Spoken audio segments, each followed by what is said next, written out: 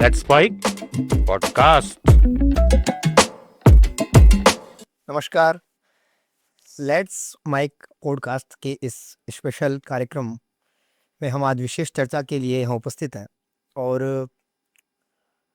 एक ऐसे विषय के ऊपर हम चर्चा करेंगे आज, जो कि इस समय के लिए बहुत ही आवश्यक और हमारे लिए बहुत ही ज़रूरी विषय के ऊपर बात करने के लिए यहाँ पर एक ऐसा वातावरण बना है, जो कि इस समय हर आदमी के लिए, हर मनुष्य के लिए, चाहे से वह जवान हो, बूढ़ा हो, बच्चा हो, क्योंकि एक ऐसा एक विषय इस समय यहाँ पे चल रहा है, जो कि हर व्यक्ति को अपनी ओर आकर्षित करता है और चाहे से वह देश के किसी भी कोने में हो।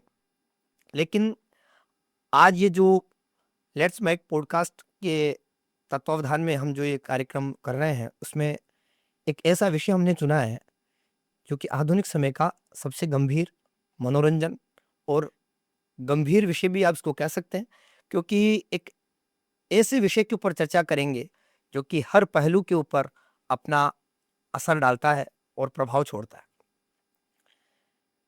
इस विषय के ऊपर, जिसके ऊपर इतना बहुत लंबा हमने भाव बनाया, बातचीत की, उसको एक ऐसा एक रूप देने का हमको प्रयास किया कि आप समझे कि ऐसा क्या हो गया, क्या हो रहा है, किस विषय पे बात करना चाहते हैं।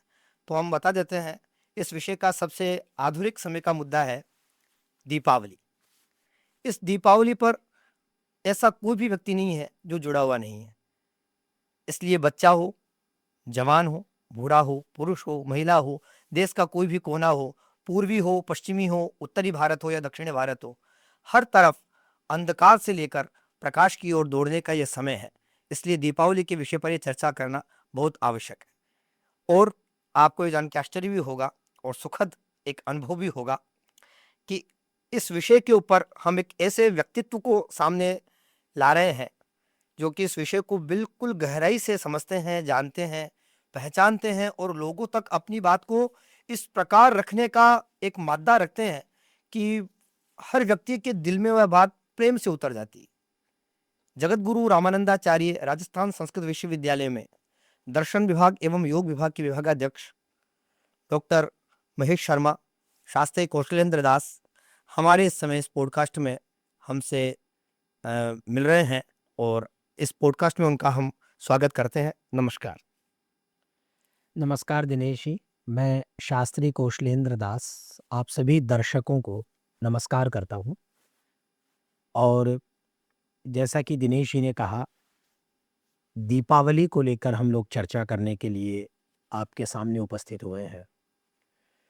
दीपावली एक ऐसा पर्व है जो सुदीर्घ काल से भारतीय जनमन को सम्मोहित किए हुए है, उसे प्रभावित किए हुए है, आकर्षित किए हुए है, आप्यायित किए हुए है।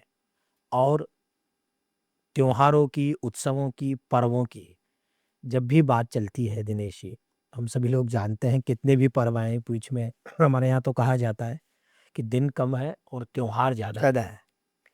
तो इन त्योहारों में भी सारे ही त्योहार हैं, बरसात में भी होते हैं, गर्मी में भी होते हैं, सर्दी में भी आते हैं। 12 महीने हमारे यहाँ 12 त्योहार। महीने त्योहार है, 6 ऋतुओं में। लेकिन दीपावली एक ऐसा त्योहार है, आपने सही कहा, बिल्कुल मैं आपसे सहमत हूँ कि दीपावली केवल धार्मिक पर्व मात्र नहीं है। दीपावली धार्मिक पर्व होने के साथ ही सामाजिक, व्यापारिक, व्यावसायिक, उल्लासप्रद, आनंदप्रद एक ऐसा उत्सव है कि धर्म के क्षेत्र में तो उत्थान और तमाम गतिविधियां दीपावली पर हो ही रही है। कुबेर जी का पूजन है, लक्ष्मी जी का पूजन है, और भी कई परंपराएं हैं जो विभिन्न शास्त्रों के अनुसार या तो भिन्न भिन्न है या विभिन्न क्षेत्रों के अनुसार उनमें वैचित्र्य है। या कुछ जातिगत भी इसमें भेद हो हाँ, सकता बिल्कुल है, वर्णगत है, अपना कुलगत जिसको कह सकते हैं। कुलगत जिसको जातिगत कह तो सकते नहीं है, क्योंकि हमारे यहाँ धर्म का विधान मुझे लग रहा है सभी लोगों के लिए समान है, जैसे सत्य बोलना चाहिए। बिल्कुल। तो ये हर जाति के लिए है, लेकिन आचार जो हैं, जो कस्टम्स हैं, ये जो कस्टम्स हैं, वे एरिया वाइज और आपकी वंश परंपरा के अनुसार, अर्थात उनमें भेद कहाँ होते हैं, क्षेत्रगत भेद होते हैं। जैसे मेवाड़ में मैं एक बार दिवाली पे मुझे कोई आदमी बता रहे थे मेवाड़ में लक्ष्मी पूजन की एक अलग अपनी परंपरा है, और मारवाड़ में आप जाइए वहाँ अलग है। आप ढूंढाड़ में आइए जयपुर में है एकदम आपको अलग मिलेगा। बिहार उत्तर प्रदेश में आप जाइए वहाँ आपको अलग प्रकार की हर क्षेत्र के हिसाब से अपनी अपनी पर्वों को मनाने की परंपरा रही है। लेकिन इन सबके केंद्र में दीपावली है, वो आपने सही कहा। तो और आप इतना ही नहीं, दिवाली आती है, आप देखिए दीपावली के आने के लगभग 20 दिन पहले विजयादशमी होती है, हाँ, लगभग 20 दिन तक। और उसमें से 8-9 दिन आप और जोड़ दें, मतलब लगभग 1 महीने पहले जब श्राद्ध समाप्त होते हैं और नवरात्र प्रारंभ होते हैं, नवरात्र से लेकर दीपावली तक यदि आप भारत की अर्थव्यवस्था का विचार करें, तो दीपावली की धर्म व्यवस्था भारत की अर्थव्यवस्था को ऊंचा कर देती है। यह है दीपावली का प्रभाव। हाँ, ये हमने पिछली बार जब भारत सरकार जीडीपी कलेक्शन करती है, तो हमने इसमें ज़रूर देखा था कि जिस महीने में दीपावली का पर्व आया था और उसके बाद में जब सरकार ने अपने आंकड़े प्रस्तुत किए थे कि इस बार जीडीपी कलेक्शन कितना हुआ, तो ये जान के घोर आश्चर्य पूरे पूरे संसार ने किया कि एक ही महीने या 3 महीने के इस पीरियड में इतना धनराशि का कलेक्शन कैसे हुआ। तो आप सही कह रहे हैं कि क्योंकि इतना बड़ा व्यापार, चाहे से इसमें दुकान, मकान, कपड़ा, गाड़ी कुछ भी है, तो उसका सभी का आयात, निर्यात, क्रय, विक्रय, शायद मेरे हिसाब से लगता है सभी लोगों को एक संजीवनी बूटी मिलती है व्यापार को कि वो दीपावली का पर्व। मार्केट में बूस्ट होता ही है, और दूसरा ये भी है कि मैं सोचता हूँ कभी-कभी हमारे पुरखों ने, हमारे पूर्वजों ने क्यों उत्सवों को बनाया होगा? क्या आवश्यकताएँ रही होगी? मैं संस्कृत से जुड़ा हूँ, संस्कृत पढ़ता-पढ़ाता हूँ। महाकवि कालिदास ने अभिज्ञान शाकुंतलम में एक वाक्य लिखा, बहुत महत्वपूर्ण है। मैं थोड़ा-सा उसमें परिवर्तन एक शब्द में कर देता हूँ। कालिदास ने लिखा है, उत्सवः उत्सव प्रियाः खलु राजानो भवन्ति। मैं राजानों की जगह मनुष्याः कर देता हूँ, जो राजा शब्द का बहुवचन है राजन का। उत्सव प्रियाः खलु मनुष्याः भवन्ति। महाकवि कालिदास लिख रहे हैं कि मनुष्य जो हैं वे उत्सव प्रिय होते हैं। तात्पर्य है उत्सव है प्रिय जिनको। अब ऐसा क्या है कि मनुष्यों को उत्सव प्रिय है? ये एक सवाल है। बिल्कुल। और उत्सव शब्द का अर्थ क्या है?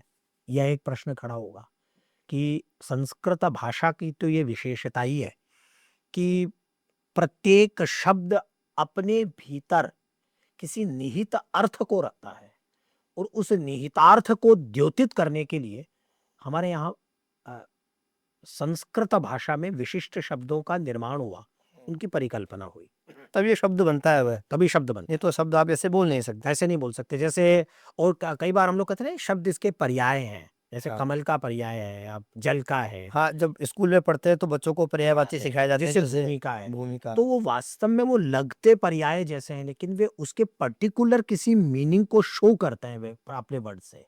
हाँ, तभी वह शब्द निर्माण होता है ना। हाँ, तभी शब्द का उसका, जैसे अपन पृथ्वी का नाम है वसुधा और वसुंधरा, अभी दोनों पृथ्वी के नाम है, लेकिन अब अमरकोश के द्वितीय कांड में पृथ्वी के करीबन 27-28-30 नाम गिना दिए एक साथ अमर सिंह ने, लेकिन वे जो 30 नाम है वे पृथ्वी के भूर भूमि अचला, अनंता, रसा, विश्वंभरा। अभी लग रहा है जैसे सारे पर्याय हैं, लेकिन वो रसा क्यों है?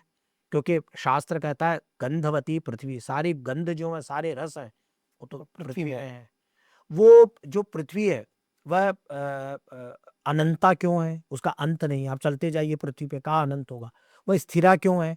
आप देखिए हजारों वर्षों से वहीं हिमालय है, वहीं समुद्र है, वहीं सूर्य उदय हो रहे हैं, वहीं तारे हैं, वहीं चंद्रमा है। बिल्कुल। ये सारी चीजें केवल धर्म के क्षेत्र मात्र नहीं है, और इन सारी चीजों को केवल धर्म कह के नकारा नहीं जा सकता। इन सब चीजों से, इन सब चीजों में सबसे महत्वपूर्ण है कि यह भारतीय परंपरा का, भारतीय ज्ञान विज्ञान परंपरा का जो चिंतन है, वह चिंतन अनादिकाल से प्रवहित होता हुआ बिल्कुल सही कहा है। जो आ रहा है, उनको एक शब्द में उतार करके उस परंपरा को द्योतित कर देना, ये भारत की सबसे बड़ी खासियत है। तो उत्सव शब्द पे यदि हम चर्चा करते हैं, तो हम सब लोग जानते हैं कि दीपोत्सव, अब जब वसंत आ जाएगा तो फिर हम लोग वसंतोत्सव, बिल्कुल। होली आ जाएगी तो फिर होली। रंगोत्सव। देखिए बाकी शब्द इसमें जुड़ते जा रहे हैं, और जुड़ने से उसके शब्द बन रहे हैं, घट रहे हैं, वो कोई बात नहीं। हाँ, लेकिन उत्सव शब्द उसमें वैसा उत्सव शब्द उत्सव वैसा है। का वैसा ही और वैसा ही उत्सव नहीं, हम लोग गणतंत्र दिवस समारोह उत्सव, स्वतंत्रता उत्सव हम लोग 15 अगस्त को मना रहे हैं। ठीक है। इतना ही नहीं, ये जब कोई किसी का विवाह को 25 वर्ष हो जाते हैं तो रजतोत्सव, स्वर्णोत्सव, ऐसे करके कई उत्सव हम लोग बनाते हैं। मनाते हैं। कुंभ महोत्सव अभी प्रयाग, तीर्थराज प्रयाग में हुआ इसी वर्ष के प्रारंभ में। तो कहने का मतलब मेरा ये है कि उत्सव शब्द जो है उसका वह मूलभूत जो अर्थ जो हाँ संस्कृत साहित्य में निकलेगा, निकलेगा। एक मैं अभी पिछले दिनों मैं प्रयाग में पूज्यपाद स्वामी श्री राम नरेशाचार्य जी महाराज, जो कि श्री रामानंद संप्रदाय के चीफ है, प्रधान है, उनके प्रवचन में सुन रहा था। वे प्रवचन में चातुर्मास्य अनुष्ठान में गंगा किनारे गत वर्ष कह रहे थे। मुझे बहुत अच्छी परिभाषा वो लगी, मैंने उसको याद किया। उन्होंने कहा, उत्क्रांतः सवः यस्मात् तदुत्सवः। ये दर्शकों को मैं इसका अर्थ समझाता हूं तो बड़े भाव विभोर और रोमांचित होंगे। दो शब्द हैं, एक शब्द है उत और दूसरा शब्द है सवः। वो शब्द मैं नहीं बोल रहा हूँ जो शव है, दैट इज डेड बॉडी। सवह है। शव है, उसमें तो शंकर वाला श है हाँ। जिसको तालव्य शकार कहते हैं। यहाँ है दंत- सवः, दंत दंत्य सकार- सकार, दंत जिसको सकार है। दांत के पास से जीभ लगाने पर जो सड़क वाला सांप वाला जो स है, उत्सवः। उत शब्द का अर्थ है उत्क्रांतः, अर्थात उछल गया, चला गया। सवः, सवः विषादः, जिसके आने पर मानव के मन में स्थित विषाद, दुख चला जाता है, निकल गया है। उसे ही हमारे यहाँ उत्सव कहते हैं। कोई कितनी भी पीड़ा में है, कितने भी संकट में है, कितने भी दुख में है, लेकिन आप सोचिए, जब दीपों की पंक्ति दिखती होगी, जब दीपों की जगमगाहट दिखती होगी, जब एक दीपमाला दिखाई पड़ती होगी, तो कितना सुंदर दृश्य वह होता होगा कि आदमी को लगता होगा। कितना भी आदमी हो, नीरस हो, चाहे वह उसका चाहे चारों तरफ उसका आस-पास पड़ोस नीरस हो, लेकिन जब रंग उड़ते होंगे होली के, और जब ब्रज मतलब मथुरा में, धौलपुर में, भरतपुर में, उस पूरे इलाके में जब कितना सुंदर रंगोत्सव होता होगा, तो कैसे न रंग थिरकता होगा मन के अंदर। तो कहने का मतलब ये है कि संस्कृत के महान कवि कालिदास इस बात को समझ रहे थे, और राजाओं के यहाँ अर्थात शासकों के यहाँ जिनकी जिम्मेदारी है कि कलाओं का संवर्धन करें, संस्कृति का संवर्धन करें, पुरातत्व का संवर्धन करें, उनके यहाँ तो उत्सव होना आवश्यक और अपरिहार्य ही है। यदि वहाँ उत्सव नहीं होंगे तो फिर कैसा शासन और वह नीरस सही। शासन होगा। अतः मुझे लगता है कि दीपावली का उत्सव जो वास्तव में एक तरह से जैसे ऋतुराज वसंत कहते हैं कि वह समस्त ऋतुओं का राजा ही है वसंत, वैसे मुझे लगता है उत्सव राज वसंत है। उसको उत्सवों का राजा कहते हैं वसंत को। और उन सारे को मिला करके जितने पर्व त्योहार, जैसे ऋतुओं का राजा वसंत, कुछ लोग उत्सव राज वसंत को भी कहते हैं, और कुछ लोगों का कहने का मतलब ये है कि जितने उत्सव हैं हमारे यहाँ, वैसे जो प्रमुख 4 उत्सव हैं, उन 4 उत्सवों में भी दीपावली का कोई हानि नहीं है। कोई दीपावली का ठीक है, रक्षाबंधन बहुत अच्छा पर्व है, किसी पर्व से किसी की कोई तुलना नहीं है कि उसको कमतर या ऊंचा करके आका जाए। हटाया जाए। हाँ, विजयादशमी का अपना महत्व है, होली जो रंगोत्सव है उसका अपना महत्व है, लेकिन अनूठा है यह दीपोत्सव। ये मुझे आज बहुत अच्छा लगा। बचपन से हम जब हिंदी की क्लास में पढ़ते थे, तब टीचर्स हमको पर्यायवाची पढ़ाते थे, तो बताते थे कि त्योहार, पर्व, उत्सव ये याद कर लीजिए, परीक्षा में आएंगे। लेकिन उसका वास्तविक अर्थ कभी बताया ही नहीं गया। आज ये जो उत्सव शब्द को जो आपने बिल्कुल व्याख्यायित किया है, व्याख्या करके खोला है, तो ये इससे लगा कि जिससे आपकी विषाद निकल गए हैं, दुख निकल गए हैं, उछल के आपसे दूर हो गए हैं, छिटक गए हैं।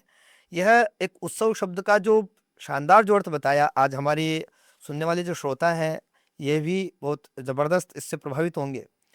लेकिन मेरा एक प्रश्न इसमें, एक थोड़ा-सा छोटा-सा प्रश्न इसमें मेरे मन में एक अभी आया कि हर त्योहार कोई न कोई ऋतु के अनुकूल पड़ता है।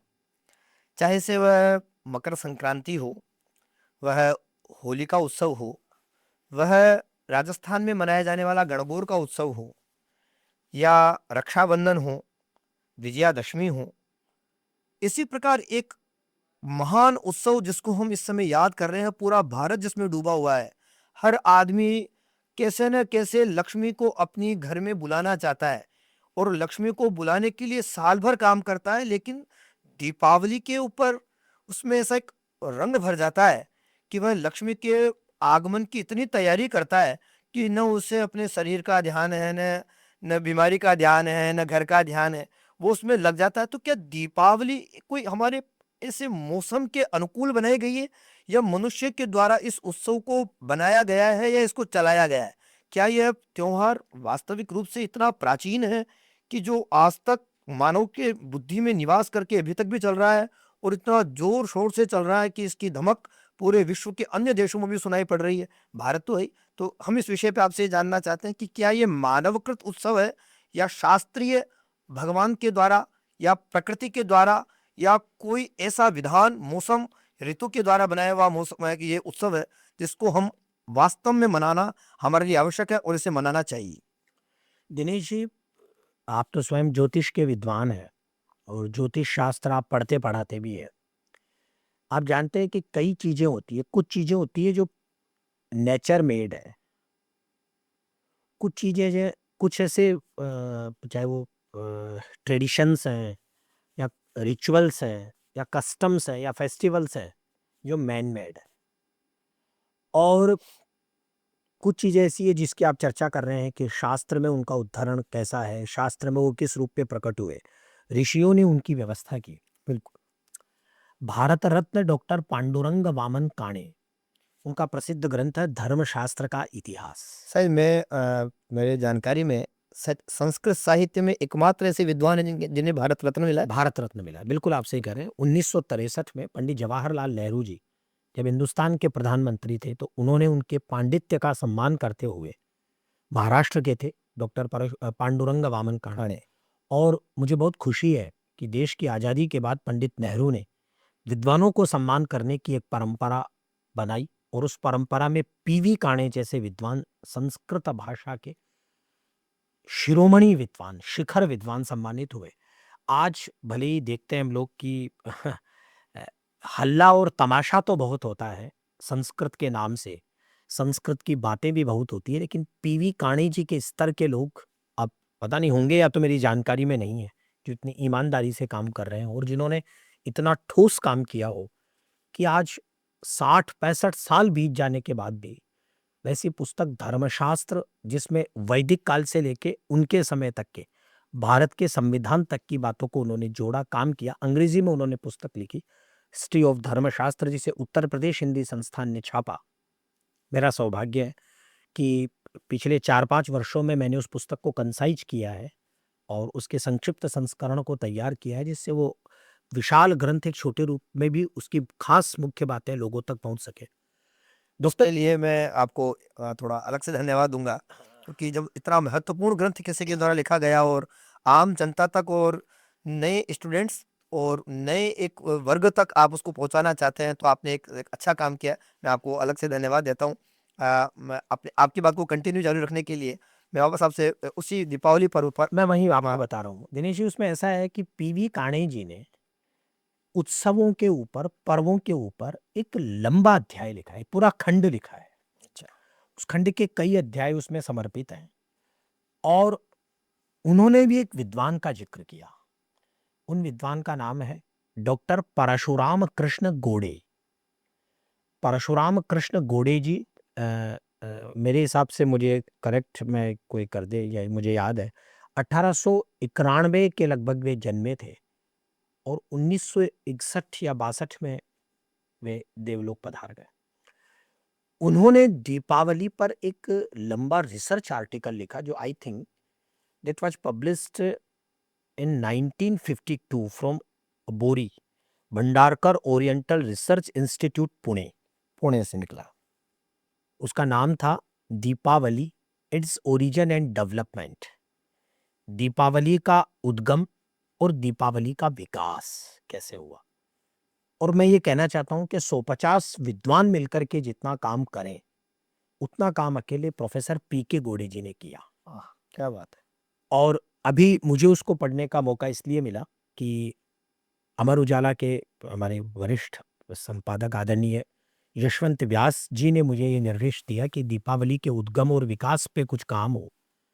तो मैं खोजता खोजता पीके गोड़े जी के वहां तक गया। उन्होंने आतिशबाजी के इतिहास पर भी लिखा है कि भारत में पटाखे कब से आ गए, आतिशबाजी कब से चालू हुई, दीपावली से आतिशबाजी कैसे जुड़ गई, ये भी अभी इस दीपावली का मुख्य विषय हो सकता है, क्योंकि कई स्टेट ऐसे होते हैं जो कि आतिशबाजी पे रोक लगा देते हैं और कई स्टेट ऐसे होते हैं। ये स्टेट नहीं, सुप्रीम कोर्ट और हमारे न्यायालय जो विचार कर रहे हैं, वास्तव में पर्व के नाम पर प्रदूषण की पैरवी नहीं की जा सकती किसी भी पर्व के नाम पे, भले ही वो पर्व कोई भी हो।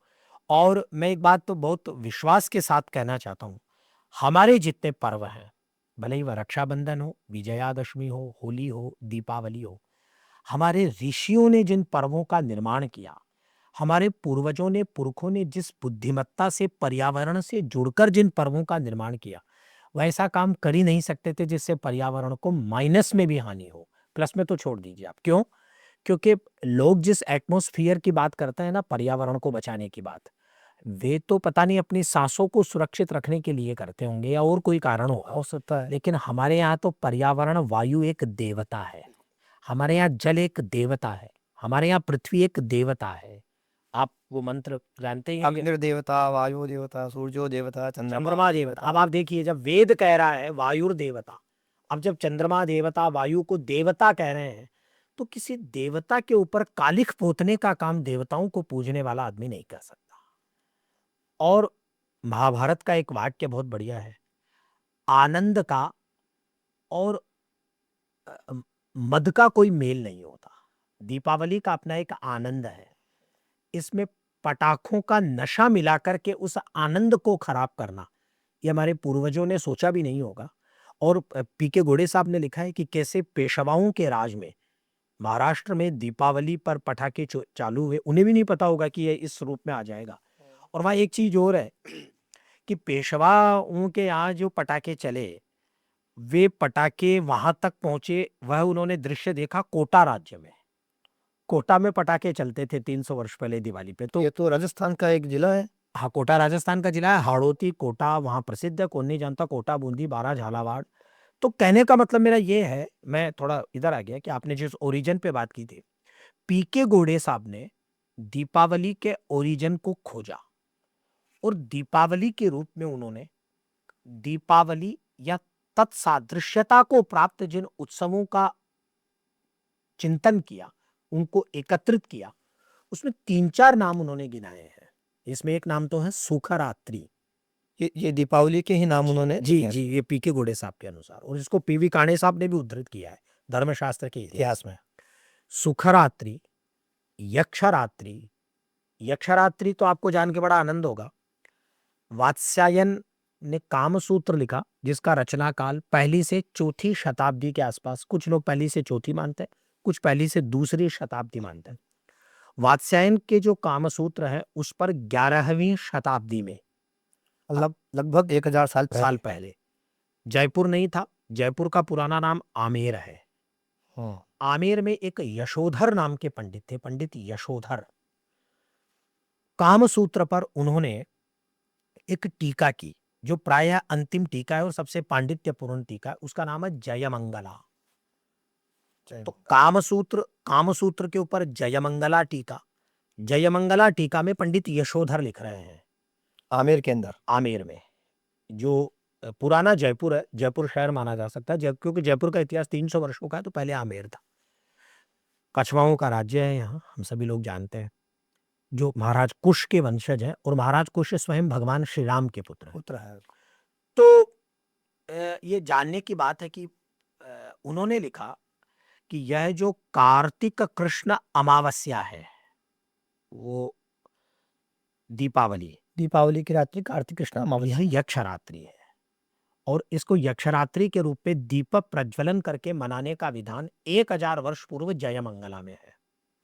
अब आप देखिए, जो यक्षरात्रि है, सॉरी, यही जब प्राकृत भाषा में उतरी संस्कृत से, संस्कृत भाषा में यक्षरात्रि आ गई। यक्षरात्रि को जब उतारा तो वो जखरत्ती हो गई प्राकृत भाषा में। तो प्राकृत के विद्वानों ने दीपावली की रात को जखरत्ती, और वो जखरत्ती शब्द आपको पता लग रहा होगा कि वो यक्षरात्रि का कैसे बिल्कुल अपभ्रंश होकर के और इसमें आ गया। मेरे एक मित्र हैं जो जयपुर में स्थानीय संपादक हैं दैनिक भास्कर के, तरुण शर्मा जी। जब मैंने उनको ये जखरत्ती वाली बात बताई तो उन्होंने कहा ये प्राकृत का और पंजाबी का मेल है। यक्षरात्रि को पंजाब में भी जखरत्ती कहने की एक परंपरा है, आज भी है। और जखरत्ती, जखरतो जखरतो जखरतो बोलते हैं वो उसको। वो पंजाब की भाषा में अब आप एक चीज, लेकिन आप एक एक परंपरा देखिए, पंजाबी में जो जखरत्ती हो गई वह जयमंगला सुखरात्रि यक्षरात्रि हो गई। और कामसूत्र पहली शताब्दी में वही कार्तिक अमावस्या चल रही है। बिल्कुल। ठीक है। और इसी कार्तिक अमावस्या पे जब पुराण आके मिल गए तो पुराणों ने कहा ऊर्जादौ स्वाति संयुक्ते तदा दीपावली भवेत। भाई दो तीन चीजें एकत्रित हो जाए तो दीपावली हो जाती है। तो पूछा भाई क्या हो जाना चाहिए, तो उन्होंने कहा ऊर्ज का महीना होना चाहिए। अमरकोश में ऊर्ज का मतलब है कार्तिक का मास। कार्तिक महीने को ऊर्ज कहते हैं। ऊर्ज, ऊर्ज कार्तिक ऊर्जऊ ऐसा करके अमरकोश में है। अब ऊर्जाद स्वाति संयुक्त, स्वाति नक्षत्र का योग हो 2, अमावस्या हो 3 और प्रदोष काल हो 4। आजकल एक बेवकूफी भरी बात जरूर चल पड़ी है कि साहब रात्रि में अमावस्या होनी चाहिए। ना ना ना ना, ऐसा नहीं। वो आप अच्छा बता पाएंगे, अभी आप बताइएगा उस पे ज्योतिष में। मैं ये कहना चाहता हूँ। अच्छा एक चीज और बताता हूँ मैं। वो कई बार लोगों को लोग पूछते हैं महाराज ये दीपावली है क्या, तो अच्छा दीपावली के 2-3 नाम है। दीपावली, दीपालिका, दीपालिका नाम भी है। प्राकृत भाषा में मुल्तान में एक ग्रंथ संदेश वाहक, प्राकृत भाषा का ग्रंथ एक अब्दुल रहमान ने लिखा जो पाकिस्तान में मुल्तान अभी चला गया है। उसमें उन्होंने भी दीपावली का बड़ा अच्छा वर्णन किया। और बड़ा अच्छा वर्णन करते हुए उन्होंने वहां मुल्तान की उसमें लिखा कि दीपावली को जब इतनी रोशनी हो गई तो अंधेरा कहाँ चला गया। उनको पूछा भाई तो अंधेरा गया कहाँ, तो उन्होंने कहा अखियां ही बीच समावे। महिलाओं की आंखों में जो काजल लगा हुआ है वो दिवाली का अंधेरा है। ये उनकी, आप देखिए कितनी सुंदर कवि की कल्पना है। मैंने, हमारे मित्र हैं, मित्र क्या बड़े भाई हैं हमारे, बड़े भारी विद्वान है डॉक्टर उमेश नेपाल जी, जो नेपाल में विराजते हैं। मैंने उनको कहा साहित्य शास्त्र के विद्वान हैं, तो बड़े खुश हुए, बोले कितनी सुंदर कल्पना है कि भाई दीपावली की रात जब चारों तरफ उजास फैल गया, प्रकाश फैल गया, तो वो काला अंधियारा कहाँ चला तो गया। अंधियारा कहाँ गया, तो अब्दुल रहमान पाकिस्तान मुल्तान में शताब्दियों पहले लिख रहे हैं। उनका समय शायद 13वीं या 14वीं शताब्दी का होगा। वे लिख रहे हैं कि वह जो, मुझे पूरा याद नहीं आ रहा, वो मुल्तान में बोले जाने वाली पंजाबी में। तो इस प्रकार से चलता रहा। कश्मीर में एक नीलमत पुराण में लिखा गया, वहां पूरा आया दिवाली का वर्णन। और भी आदित्य पुराण नाम का एक पुराण है। अब ये उन 18 पुराणों में तो नहीं है दिनेश जी। हाँ, लेकिन उप पुराण उप पुराण कई पुराण हमारे यहाँ। हमारा पुराण आपको पता है, मद्वयम बद्वयम चैव ब्रत्रयम वचतुष्टयम अनापलिंग कूस्कानि पुराणानि पृथक पृथक। पृथक्षते भी पाठ है, आप ऐसे ही बोला। तो अब देखिए 2 भाइयों में ही पृथक्षते और पृथक पृथक पाठ। संस्कृत साहित्य में पाठ वेद की परंपरा प्राचीन काल से नहीं, वो पाठ वेद नहीं है, वो अपना कैसे परंपरा ट्रेडिशन उस हिसाब से धारा से चल रहा है, इसलिए गुरु परंपरा चल पड़ी हमारे गुरु यहाँ। परंपरा। और हमारे यहाँ गुरु परंपरा एक संप्रदाय है जिसको वार्तिककार उद्योतकर ने लिखा है। ये शिष्याचार्य संबंध से अविच्छेदेन शास्त्रावाप्तिर नाम संप्रदाय है। गुरु और आचार्य का, अर्थात आचार्य और शिष्य का जो अविच्छिन्न संबंध है ज्ञान को प्रवाहित करने का, आगे बढ़ रहा है, वास्तव में वही संप्रदाय, वही परंपरा है। तो अब इसमें है ऐसा कि यदि अपन दीपावली शब्द पर चर्चा करें तो दीपावली शब्द 2 शब्दों से मिलकर बना है, दीप और उसमें शब्द आके जुड़ गया है आवली ही। हाँ, तभी दीपावली बन गया पूरा। दीर्घ संधि हो गई, अकह सवर्ण दीर्घ है, भगवान पाणिनि का विधान है। और आवली शब्द का क्या अर्थ होता है, तो अमरकोश में लिखा है वीथ्याली, वीथ्याली आवली पंक्ति, वीथी आली आवली पंक्ति श्रेणी लेखास्तु राजाया। ठीक है। तो अब अपन दीपावली शब्द का यदि अपन इसका अर्थ करेंगे तो अर्थ करेंगे ए रो ऑफ द लैम्प्स, दीपों की पंक्ति, दीपों की पंक्ति, अर्थात दीपमाला। एक जैसे पुष्पमाला है उसमें फूल गुथे हुए हैं 1 से 2, 2 से 3, इसमें दीपक लगे हुए हैं, पूरी पंक्ति में दीपक ही दीपक हैं। अब वो दीप कहाँ रखे हुए हैं, तो बहुत सुंदर वर्णन है, कश्मीर में लिखा गया था नीलमत पुराण, वहां भी है। और पीके गोड़े साहब ने तो अद्भुत वर्णन किया है, कितना संकलन किया। वो मंदिरों में, मठों में, घरों में, गौशालाओं में, चौराहे पर, चत्वरेषु, जहाँ दो जो रास्ते क्रॉस रास्ते करते आकर हैं, के क्रॉस मिल कर रहे हैं जाते हैं। एक बार, जहाँ पानी भर के रखा जाता था वहाँ, जहाँ स्नातक पढ़ते हैं वहाँ, बहुत सुंदर वर्णन है दीपावली का। तो ये जो जगमगाहट है, अच्छा ये दीप जो है ना, ये दीप भी बड़ी विचित्र चीज़ है। आप कल्पना कीजिए एक बात, कि विश्व के तमाम धर्म कोई 2000 वर्षों से चल रहा है, कोई 1500 साल से चल रहा है, उन पे मैं कोई बात नहीं कहना चाहता हूँ। लेकिन एक बात दिनेश जी कितनी महत्वपूर्ण है, वह व्यक्ति कौन होगा, कहाँ होगा, कैसा होगा, स्त्री होगा या पुरुष होगी, पुरुष होगा या स्त्री होगी, किस क्षेत्र में होगा, किस वर्ण का होगा, किस जाति का होगा, किसने पहले पहल मिट्टी के दीप में रुई और तेल का संयोग कराकर जी। अग्नि का उससे संयोजन किया होगा। आप सोचिए। क्या कल्पना और क्या उसका एक अनुसंधान रहा होगा। नहीं, अनुसंधान, कल्पना, इमेजिन करना बड़ी भारी बात नहीं है। इमेजिन को प्रयोग में प्रयोग उतार देना बड़ी भारी बड़ी बात बात है। है। इमेजिन तो कोई भी कर सकते हैं, जैसे मैं बैठे-बैठे इमेजिन कर सकता हूँ कि साहब मेरे पंख होते और मैं उड़ता।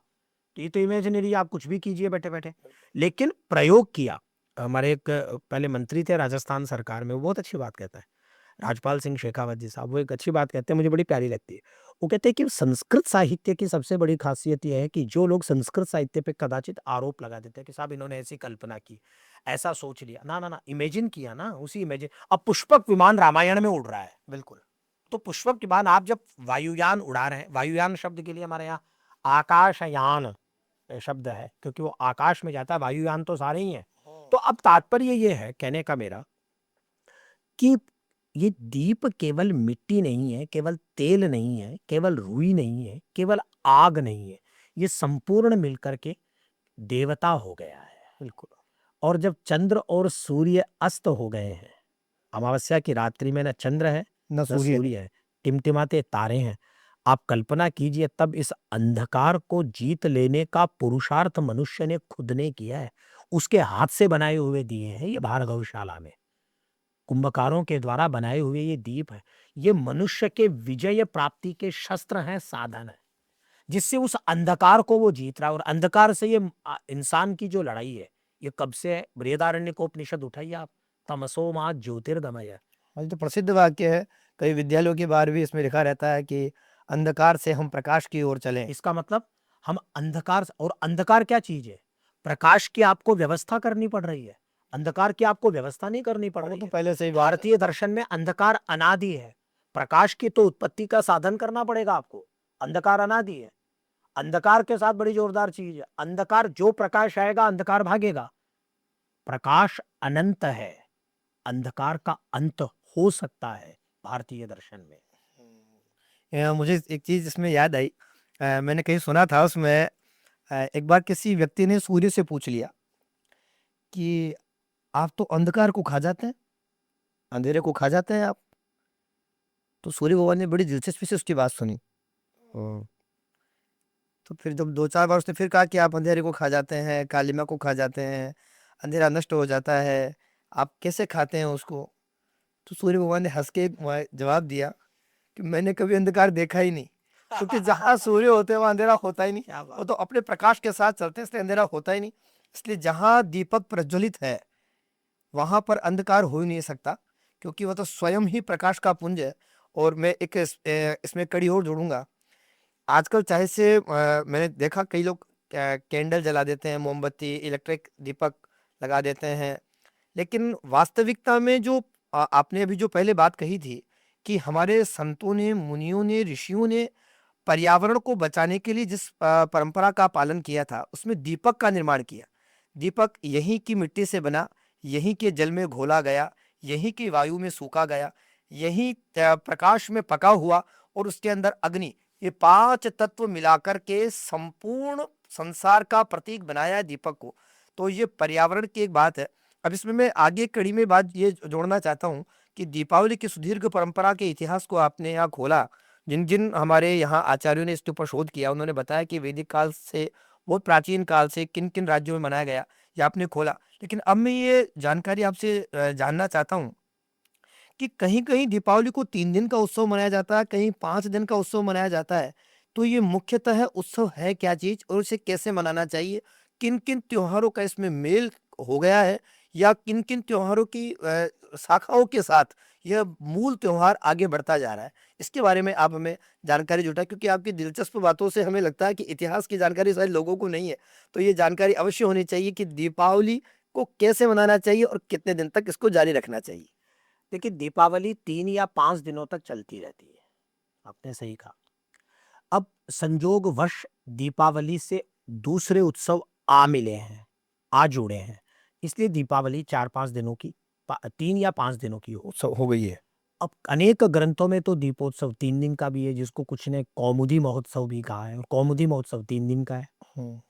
वह कौमुदी महोत्सव कुछ शरद पूर्णिमा को कहते हैं और कुछ कार्तिक अमावस्या को कहते हैं। शरद पूर्णिमा और कार्तिक अमावस्या में 15 दिन 15 दिन का अंतर है। पूर्णिमा पे है, क्योंकि कौमुदी महोत्सव को जब लोग कहते हैं तो कुछ लोग कहते हैं कि वह शरद पूर्णिमा ही है, क्योंकि कौमुदी शब्द का अर्थ चांदनी है। चांदनी ज्योत्सना को कुछ लोग कहते हैं कि साहब जब चांदनी है ही तो क्या चांदनी महोत्सव मना रहे हो आप, हम्म। चांदनी तो ऑलरेडी है, ये भी सही है। पहले से ही है। तो अमावस्या पे दीपों की चांदनी करके जब कौमुदी महोत्सव मनाया जाता है तो वह 3 दिन का है। अब ये प्रारंभ होता है धनत्रयोदशी से, धनतेरस से। धनतेरस त्रयोदशी को ही हमारे यहाँ लोक भाषा में तेरस कहने तेरस लगे बोलते लोग। हैं। और धनवंतरी के नाम को धन बोलने लगे। कुछ जगह एक बहुत अच्छी बात हो रही है, धनदत्त त्रयोदशी है। धन द धनम ददाति कुबेरः इत्यर्थ है, राजराजो धनेश्वरः। कुबेर जी का नाम राजराज है, राजाओं के राजा कुबेर है।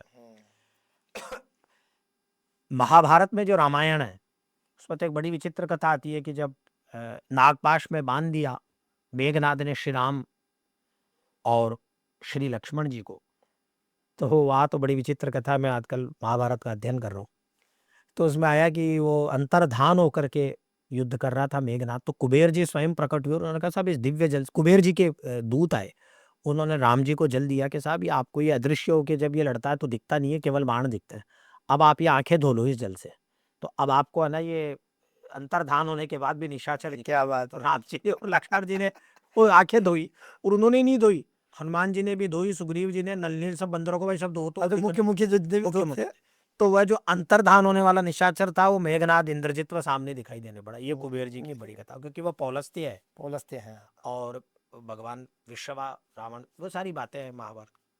तो कुबेर जी महाराज को पूजने का पर्व भी धनदत्त त्रयोदशी। अब द को लोग जीभ के सुख के कारण, जिह्वा सुख पूरा नहीं बोल पाने के कारण धनदत्त त्रयोदशी वो धीरे धीरे धनतेरस हो गया। और अवतारा यसंख्येया हरेः सत्त्वनिधेः द्विजाः, ये समयोचित पद्य मालिका में गंगाधर कृष्ण द्राविड़ ने श्लोक का संकलन किया है। वे भी लिखते हैं कि भगवान नारायण के अवतार असंख्य हैं, ये तो प्रमुख अवतार है, श्री राम, श्री कृष्ण, नरसिंह भगवान, वामन भगवान, वाराह भगवान।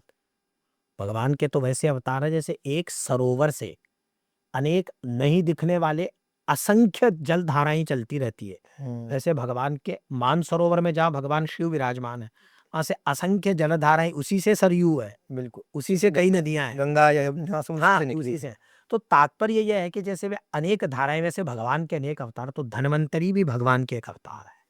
इसमें भगवान स्वयं अमृत हस्त है, हाथ में अमृत लेकर। पुराणों में जो कथा, जो समुद्र मंथन के द्वारा रत्नों को प्राप्ति के, आप तो जानते हैं धन्वंतरी जी का वैदिक मंत्र, और आपको पता है वो एक बार पंडित जी थे, वो हमारे तंत्राचार्य जी हैं नंद किशोर शास्त्री जी लदाना के, वो भी बता रहे थे कि किस प्रकार से मंत्र है।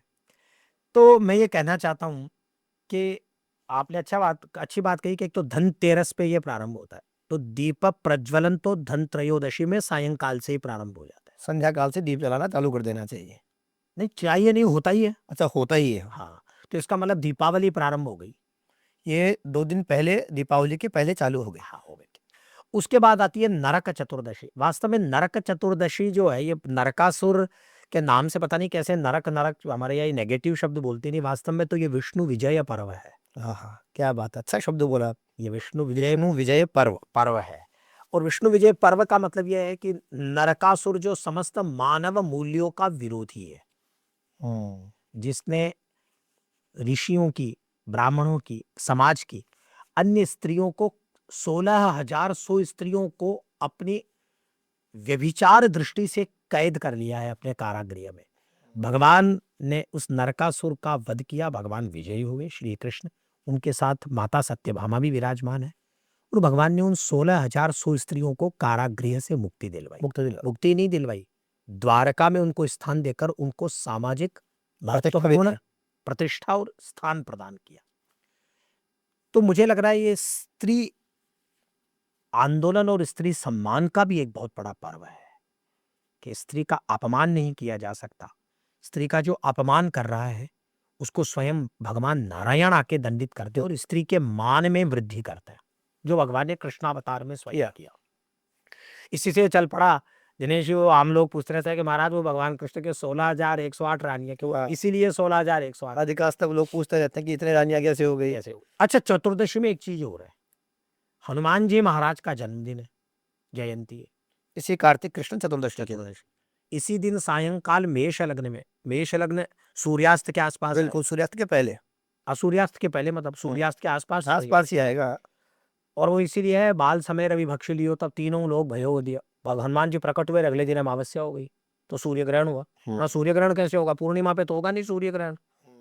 सूर्य ग्रहण तो जब भी अमावस्या भी होगा। तो बाल समय रवि भक्ष लियो तब तीनों लोग भयो। तो हनुमान जी कोई अपने जैसे प्रकट नहीं हुए, वो तो दिव्य, उनका सब कुछ दिव्य दिव्य है, अपराकृत है। जगतगुरु श्री रामानंदाचार्य जी महाराज ने वैष्णव मताब्ज भास्कर में इस कार्तिक कृष्ण चतुर्दशी का वर्णन किया है और उन्होंने लिखा है स्वात्याम कुजे शैव तिथौ तु कार्तिके कृष्णेंजना गर्भत एव साक्षात मेषे कपीठ प्रादुरभूत शिवः स्वयं व्रतादिना तत्र तदुत्सवम चरेत। हनुमान जी की पूरी जन्म कुंडली उन्होंने डिजाइन की, हॉरोस्कोप तैयार किया, पूरा श्लोक उस पर लिख दिया है। ऐसा कैसा वैष्णव मताब्ज भास्कर का श्लोक, उसमें लिखा है स्वात्याम अर्थात स्वाति नक्षत्रे, स्वाति नक्षत्र में कुजे, कुछ कहते हैं मंगल को, मंगलवार को हनुमान जी का जन्म हुआ। इसी कारण मंगलवार को लोग हनुमान जी की पूजा करने जाते हैं। मंगलवार को मंदिरों में भीड़ लगी रहती है हनुमान जी के लिए। दो चीज हो गई, स्वात्याम कुजे, शैव तिथौ, शैव तिथि को मतलब चतुर्दशी या सीधा सीधा मतलब कृष्ण पक्ष में। स्वात्याम कुजे शैव तिथौ तु कार्तिके, अब कार्तिक में कब बोले, कृष्ण पक्ष अंजना गर्भत एव साक्षात, साक्षात प्रकट हुए कौन, मेषे, मेष लग्न में, मेषे कपीठ, कपियों के राजा प्रादुरभूत शिवः स्वयं, भगवान शंकर स्वयं प्रकट हो गए। फिर करे क्या इस दिन, बोले व्रतादि ना नरौ नरः ना शब्द, मनुष्य इस दिन व्रतादि तत्र तदुत्सवम चरेत, और उनके लिए उत्सव करे, हनुमान जी के लिए उत्सव करे। ये धीरे धीरे पता नहीं कैसे मंद पड़ गया लोगों को, पता नहीं केवल कुछ हनुमान मंदिरों में जरूर ऐसा आयोजन होता है, ऐसा नहीं। वैदिक सनातन धर्मावलंबियों को सबको इस चतुर्दशी पे हनुमान जी का पूजन करना चाहिए, उत्सव करना चाहिए, हनुमान जी के भोग लगाना चाहिए। जो भी हो, जितना संभव हो, वाल्मीकि सुंदरकांड का पाठ करें, नहीं हो गोस्वामी तुलसीदास जी वाली सुंदरकांड, इतना भी नहीं हो पाए तो कम से कम हनुमान चालीसा का पाठ करें, वो भी नहीं हो तो कम से कम श्री राम जय जय राम, हनुमान जी के मंदिर जाए, दर्शन ही करें, रामचरित सुनिबे को रसिया। हनुमान जी को तो कुछ चाहिए, प्रभु चरित्र सुनिबे को रसिया। उसके बाद दीपावली है, दीपावली का आपने बता ही दिया। अब दीपावली पे लोग कई बातें करते हैं कि साहब इस दिन, अब इस बार भी 2 है, पिछली बार, ऐसा नहीं है, दीपावली एक ही दिन होती है। ये कहना मूर्खतापूर्ण वक्तव्य है कि दीपावली 2 दिन होती है, ऐसा नहीं होता। जैसे इस बार शास्त्र कहता है प्रदोष काल हो और स्वाति नक्षत्र रात्रि में आ रहा हो और 2 दिन अमावस्या हो तो क्या करें, अरे भाई सूर्यास्त के समय अमावस्या 2 दिन 20 को भी है और 21 को भी है, और सूर्यास्त के बाद तक है जयपुर में, तो निर्विवाद रूप से 21 अक्टूबर को उसमें लिखा पराग्रह्य, उसमें कई पराग्रह्य, आपने सही कहा शास्त्र। आप इस पे कुछ बोलिए। अमावस्या तृतीया च ताः उपोष्या परान्विता, शास्त्र का वचन जो कि धर्म सिंधु आदि में, धर्म सिंधु कोई खुद का ग्रंथ नहीं होकर एक ऐसा ग्रंथ है जिसमें धर्म शास्त्र के जितने भी नियम कायदे कानून को इकट्ठा करके लिखा गया। तो इस बार जितने भी चतुर्दशी, अमावस्या या प्रतिपदा के जो अलग अलग मैसेज चल रहे हैं, उसमें लिखा है कि बहुत अच्छी बात लिखी है पुरुषार्थ चिंतामणि में कि स्वाति नक्षत्र का संयोग जिस रात्रि में हो जाए, चाहे से कुछ भी हो जाए, नक्षत्र मान से उसी ही रात्रि को सुखरात्रि के रूप में दीपावली मनानी चाहिए। तो ये तो 21 को ही हो रहा है, तो 21 को हो रहा है, क्योंकि रात को कम से कम 11 बजे के आसपास स्वाति नक्षत्र 21 को ही मिल रहा है। ये लोगों की भ्रांतियां हैं, इसलिए, और ये करना भी नहीं चाहिए। बाकी ये जरूर है कि हमें बाद वाली तिथि को ग्रहण करने के लिए धर्मशास्त्र का आदेश है, और संसार कहीं भी जा रहा हो लेकिन हमें शास्त्र का दामन नहीं छोड़ना चाहिए। आप नहीं, आप दिनेश जी, मैं आपसे सहमत हूँ। गीता में परमात्मा श्री कृष्ण कह रहे हैं, यह शास्त्र विधि मुत्सृज्य वर्तते कामकारतः न स सिद्धिम अवाप्नोति न सुखम न पराम गतिम।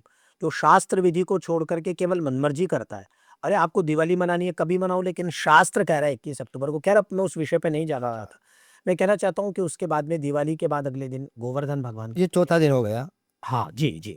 और अन्नकूट, कूट का मतलब होता है गिरिशृंग, शिखर जो शिखर है। गिरिशृंग मतलब गिरि की जो चोटी है। चोटी होती है। तो श्रीनाथ जी महाराज के आपने देखा होगा, वहाँ गिरिशृंग गिरिकूट बनाए जाते हैं हम्म।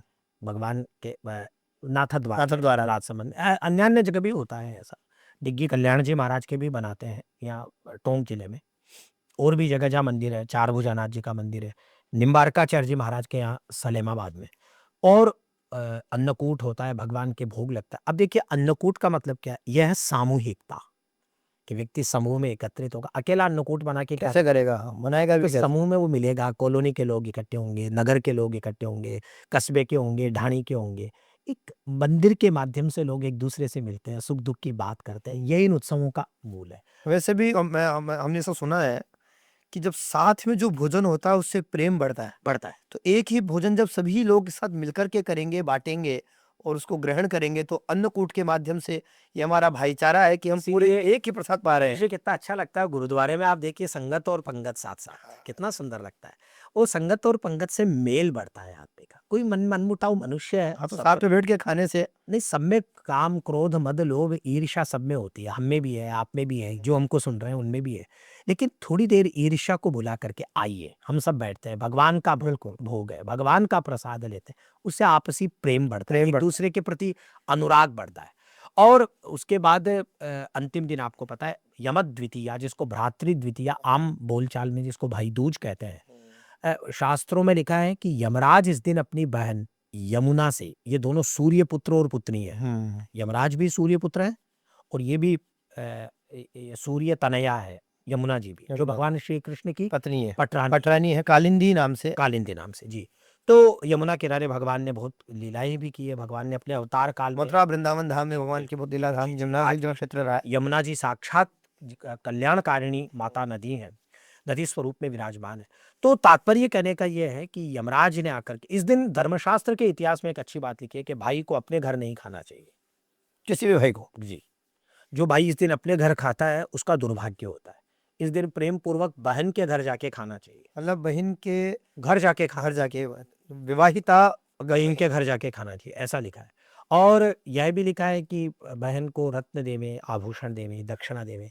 देखिए, इसमें कई बार ये आजकल जो जनसंख्या नियंत्रण पे जो सिस्टम चला है, तो उसमें एक समस्या हो गई, कितने ही लोगों के बहनें नहीं है, तो अब वो क्या करें? धर्मशास्त्र के इतिहास में लिखा पीवी कानेगी ने कि यदि बहन नहीं हो तो मौसी की लड़की, चाचा की लड़की, हाँ, ताऊ जी की लड़की, मतलब जो संबंध में बहन लगती है आपके गोत्र की कन्या, हाँ, आपके कुल की कन्या, किसी के भी जाओ, क्योंकि आपके गोत्र की कुल की जो बच्ची है वो आपकी बहन है, वह पत्नी नहीं हो सकती किसी के। तो ये दीपावली पर आपने बहुत अच्छी चर्चा की, मुझे अच्छा लगा कि दर्शकों से अपनी इतनी बात हुई। दीपावली पर्व पर इतना जोरदार एक व्याख्या वाला एक पूरा हमारे इस पॉडकास्ट के लिए आपने समय निकाला, और श्रोताओं दर्शकों के लिए एक अभूतपूर्व जानकारी, जो शायद आज से पहले शायद ही उनको ये जानकारी हो कि उत्सव किसे कहते हैं, दीपावली का इतिहास क्या है, कैसे भैया दूज मनानी चाहिए, अन्नकूट किसे कहते हैं, कैसे नरक चतुर्दशी रूप चतुर्दशी के रूप में परिवर्तित हो गई, कैसे हम धन त्रयोदशी से दीपक जलाना प्रारंभ करते हैं। ऐसे बहुत सारे ऐसे कॉन्सेप्ट वाले जो सब्जेक्ट हैं जिन पे हमें ध्यान गया ही नहीं, हमने कभी सोचा ही नहीं कि दीपावली क्या है।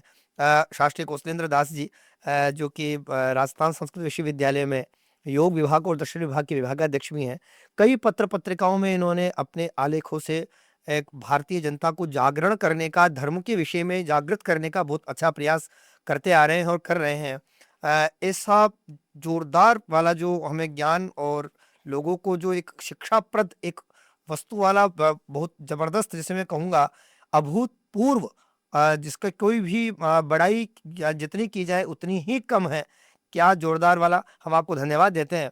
और इस विषय के ऊपर सभी भारतवर्ष के एवं भारतवर्ष से बाहर रहने वाले सभी देशों में जो लोग इस दीपावली पर्व को बहुत उल्लास के साथ मनाते हैं, उनको दीपोत्सव पर्व की हार्दिक बहुत बहुत शुभकामनाएं। नहीं, नहीं। आपको भी शुभकामनाएं नमस्कार दीपोत्सव दिनेश जी। पर्व की बहुत बहुत शुभकामनाएं। आपको भी दिनेश जी बहुत बहुत शुभकामनाएं। रामायणमेव सुभगम दीपदिनम सुखदम भवतु। नमस्कार। नमस्कार। आप सुन रहे थे let's mind more than radio. Follow कीजिए हमें हमारे सोशल मीडिया प्लेटफॉर्म्स पर। It's time for news. It's time for more than radio. Presenting the first radio news app, Let's Mic. Let's Mic, a news-based app on your phone where you get to watch and listen news, talk shows, interviews, radio show podcasts. On Let's Mic, you get all relevant information of TV, print, radio, podcast, and digital. Let's Mic talks about every segment of life.